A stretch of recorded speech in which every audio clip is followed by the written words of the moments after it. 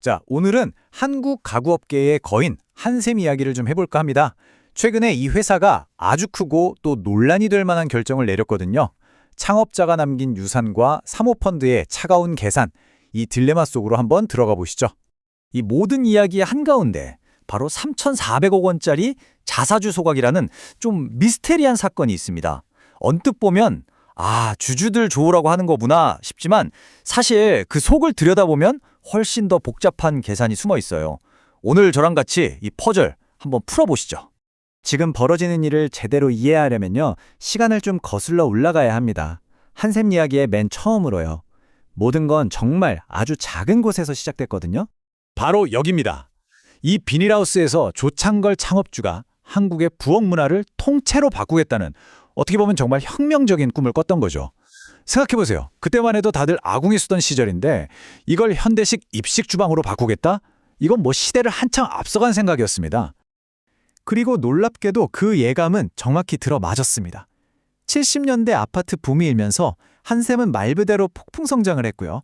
심지어 1997년 나라 전체가 외환위기로 휘청일 때도 오히려 이걸 기회로 삼아서 사업을 토탈 홈 인테리어로 확장하는 아주 과감한 결단을 내립니다. 결과는요? 대성공이었죠. 결국 2013년에는 매출 1조 원을 뚫어내면서 그냥 가구 회사가 아니라 하나의 문화 아이콘으로 딱 자리매김하게 됩니다. 자, 이렇게 평생을 바쳐서 자신만의 제국을 만든 창업주. 근데요, 이분이 회사를 물려주는 과정에서 아주 뜻밖의 이례적인 선택을 합니다. 보통 우리나라 대기업들 생각하면 흔히 떠오르는 그런 가족 승계를 하지 않은 겁니다. 자식한테 회사를 물려주는 대신 전혀 다른 길을 택했죠. 1조 4,500억 원. 와, 정말 어마어마한 액수죠. 이 돈이 바로 조창걸 명예회장이랑 가족들이 회사를 팔면서 손에 쥔 돈입니다. 근데 여기서 진짜 놀라운 점은 이 어마어마한 돈을 개인의 부를 축적하는 데 쓰지 않았다는 거예요. 그의 목표는 바로 태제대학교라는 기존과는 완전히 다른 형태의 대학을 세워서 우리나라의 미래를 이끌어갈 인재를 키우는 것이었습니다. 그렇게 해서 한샘의 열쇠를 넘겨받은 곳이 바로 사모펀드 IMMP였습니다. 바로 이 순간부터 한샘의 이야기는 완전히 새로운 국면으로 접어들게 됩니다. 자, 이제 다시 처음으로 돌아와 보죠.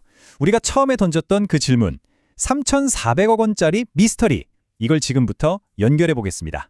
자사주 소각이라는 말이 좀 어렵게 들릴 수 있는데 사실 되게 간단해요. 회사가 자기 돈으로 시장에 풀려있는 자기 회사 주식을 다시 사들이는 거예요. 그리고 그걸 그냥 없애버리는 겁니다. 그러니까 주식의 총량이 줄어드는 거죠. 이걸 피자 한 판에 비유하면 이해가 확 돼요. 자, 8조각짜리 피자가 있다고 쳐요. 여기서 2조각을 그냥 휙 버리는 겁니다. 그럼 남은 건 6조각이죠?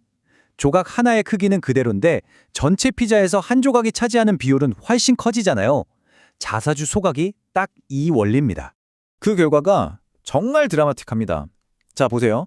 자사주를 소각하기 전에 35.96%였던 IMPE의 지분율이요, 소각이 딱 끝나자마자 50.98%로 수직 상승합니다.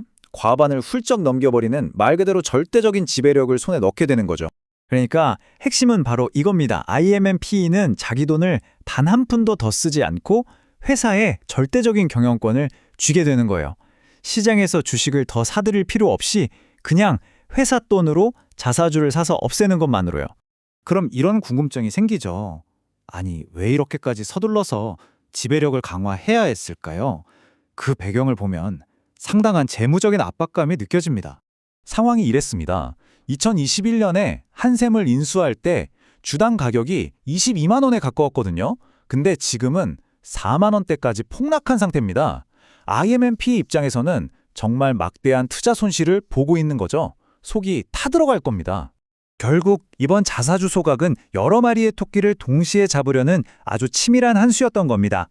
첫째, 일단 과반 지분을 안정적으로 확보해서 나중에 회사를 되팔 때 유리한 고지를 점령하고, 둘째, 주식수를 줄이면 주당 순이익이 올라가니까 이걸로 주가를 좀 끌어올려보고, 셋째, 은행에서 돈 빌릴 때 걸었던 까다로운 조건들까지 맞춰야 하는 이런 절박한 계산이 다 깔려있는 거라고 볼 수 있습니다. 자, 그럼 이제 한샘의 현재 그리고 미래를 결정짓는 두 개의 서로 다른 이야기를 한번 들여다보겠습니다. 이게 바로 지금 한샘이 딱 마주하고 있는 현실입니다. 한쪽에는 가구를 넘어 문화를 만들고 아주 긴 호흡으로 유산을 남기려 했던 창업자의 비전이 있고요. 다른 한쪽에는 어떻게든 단기간에 투자금을 회수하고 수익을 극대화해서 성공적으로 빠져나가야 하는 사모펀드의 냉정한 전략이 있는 거죠. 결국 한샘이라는 회사는요, 한때 한국인의 삶을 바꾼 위대한 창조자였다가 지금은 사고 팔아야 할 금융자산이 되어버린 이 근본적인 딜레마 한가운데에 서 있는 셈입니다. 창업자가 남긴 위대한 유산으로 기억될까요? 아니면 그저 한 사모펀드의 성공적인 투자 회수 사례로 남게 될까요? 한국을 대표하는 이 브랜드의 미래가 어느 쪽으로 향하게 될지 우리가 앞으로도 계속 지켜봐야 하는 이유가 바로 여기에 있습니다.